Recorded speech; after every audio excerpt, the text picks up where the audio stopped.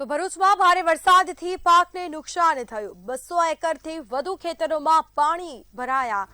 કેળ, તુવેર, શાકભાજીનો પાક બળી ગયો। બિયારણમાં ફૂગ લાગતા ખેડૂતોને આર્થિક ફટકો પડ્યો। ખેડૂતોએ સરકાર પાસે માંગી આર્થિક સહાય।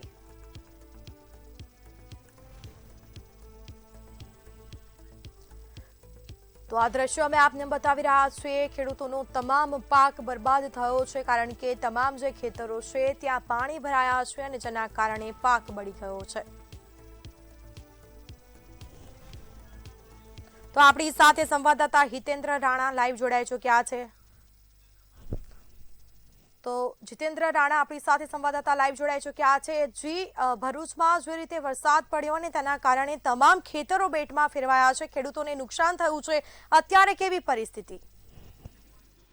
જી હા, હું આપને ચોક્કસ જણાવીશ કે સતત જે 2 દિવસ વરસાદ રહ્યો અને જે રીતે વરસાદ વરસ્યો છે એને લઈને ભરૂચ જે રીતે જળબંબાકાર થયું હતું, જેને લઈને ખેતરોમાં ખૂબ પાણી ભરાઈ ચૂક્યા હતા। હું વિડીયો જર્નાલિસ્ટને કહીશ કે અહીંયા ખેતરોમાં જે પ્રમાણે પાણી ભરાયા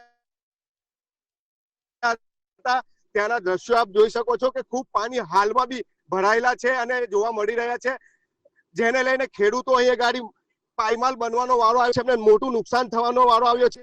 આપણે સીધી વાત કરીશું ખેડૂત સાથે, આપની સાથે જોડાયા છે। જી અબ્દુલભાઈ, જે રીતે ખેતરમાં પાણી છે, કઈ રીતે આપ ખેતરને નુકસાન? ખેતરમાં પાણી ભરવાથી બધું નુકસાન થઈ ગયેલું છે। તેમાં બુલેટ ટ્રેન, રેલવે સ્ટેશન, ગુજ ટ્રેન, એનાથી ઘણું નુકસાન થયું છે। તમે જોઈ રહ્યા છે કે પાણી ભરેલું છે।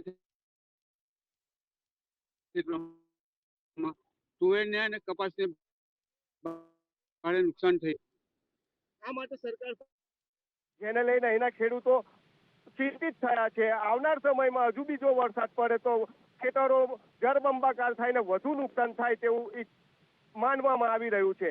હાલ તો સરકાર પાસે તેઓ માંગણી કરી રહ્યા છે કે અમને વળતર આપવામાં આવે, જે કંઈક નુકસાન થયું છે એ અમને ભરપાઈ કરવામાં આવે। હાલ ભરૂચમાં સરકારના જે પ્રોજેક્ટ ચાલી રહ્યા છે, દિલ્હી મુંબઈ એક્સપ્રેસ વે તેમજ બુલેટ ટ્રેનના લઈને પણ જે કામ ચાલી રહ્યું છે એને લઈને પણ ખેતરોમાં પાણી ભરાયેલા જોવા, તો બીજી તરફ કુદરતનો બી માર પડી રહ્યો છે, એટલે અમને ખેડૂતોને બે તરફથી માર પડી રહ્યો હોવાથી તેઓને ખૂબ મોટું નુકસાન થવા પામ્યું છે। જી બિલકુલ, જાણકારી આપવા બદલ આપનો આભાર।